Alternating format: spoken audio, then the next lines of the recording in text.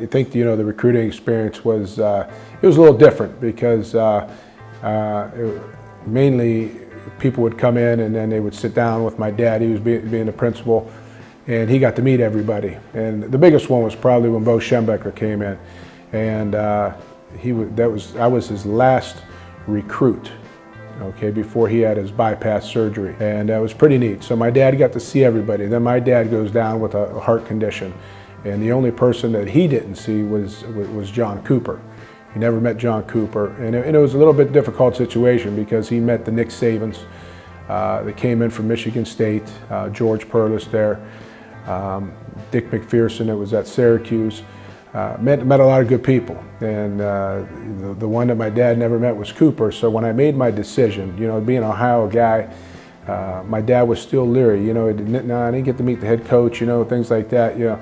So it was kind of a difficult situation because sitting down with my dad and knowing the game and the things that he knew, to the people that he talked to, he says, well, you sure this is the right decision? He left it up to me.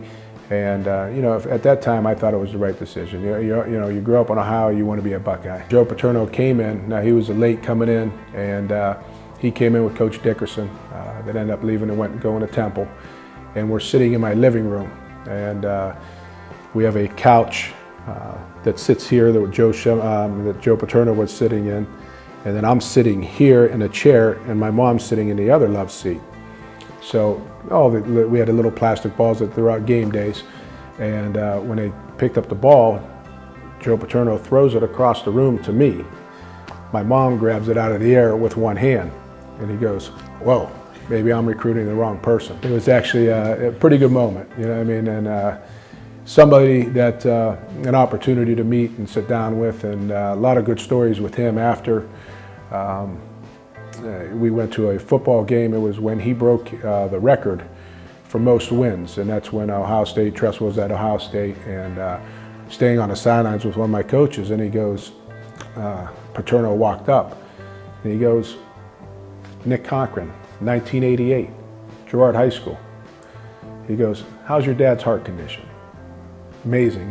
You're talking about 14 years later, 15 years later, and how many recruits, and he remembers an athlete that he recruited. It was a very memorable story. I think the biggest thing is the way we reacted as a family. We were unsure coming in, coming off a national championship season, new quarterback at the helm, but we had Herb Williams back at wide receiver, Trent Boykin back as wide receiver.